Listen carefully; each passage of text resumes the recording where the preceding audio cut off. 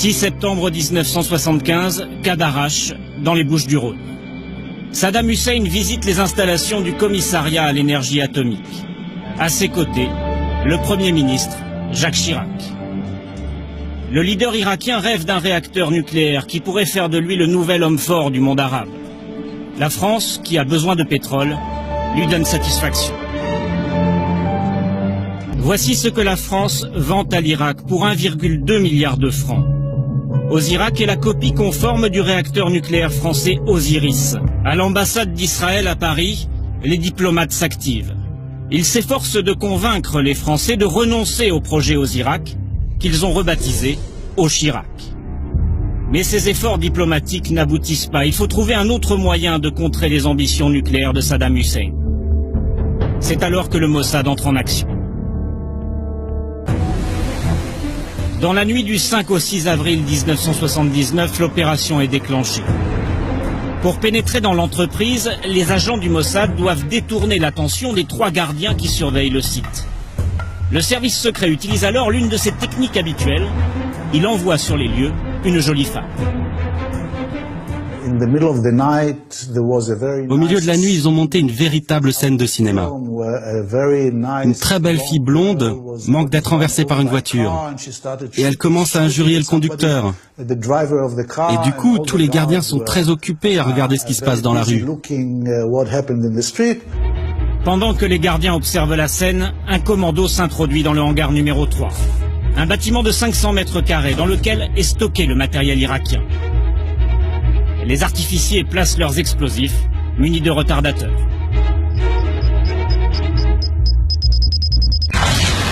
Pour ne pas être accusé, le Mossad doit maintenant brouiller les pistes. À 13h, coup de téléphone au journal Le Monde. Le sabotage est revendiqué par une organisation écologiste dont personne n'a jamais entendu parler. Le professeur El Meshad, 47 ans, est l'un des hauts responsables du programme nucléaire irakien. Le savant atomiste est venu à Paris pour s'assurer que la France livrera bien à l'Irak de l'uranium enrichi, indispensable à la fabrication d'une bombe atomique. Le 14 juin 1980, la police le retrouve mort, assassiné, dans sa chambre de l'hôtel Méridien.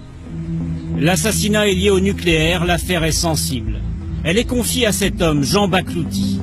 Grand spécialiste du contre-espionnage, il est numéro 2 de la direction de la surveillance du territoire. À l'époque, Jean Baklouti fait tout de suite le rapprochement entre le meurtre d'El Meshad et le sabotage de la Seine-sur-Mer, car il n'a jamais cru à la revendication écologiste.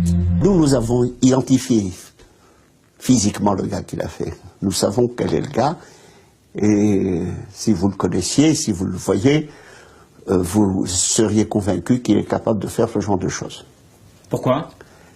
Physiquement, c'est une brute, c'est un bonhomme capable de tout faire et convaincu de toute façon qu'il faut défendre Israël à tout prix, il aurait été capable de tout faire par patriotisme.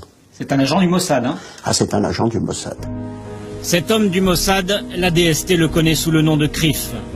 C'est l'un des agents qui opère depuis l'ambassade d'Israël à Paris.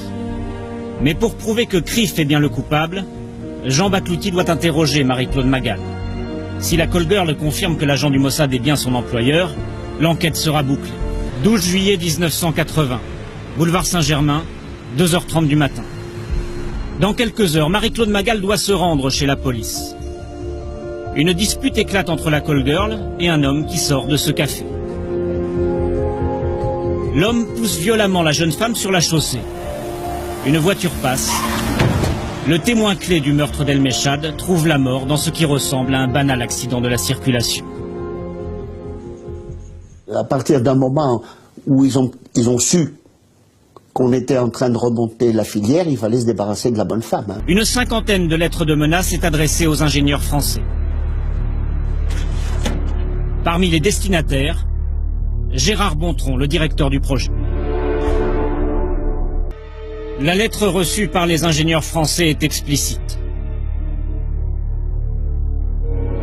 Nous apprenons que vous vous apprêtez à repartir pour l'Irak pour suivre les travaux de construction de la bombe atomique au service de l'infidèle sanguinaire Saddam Hussein.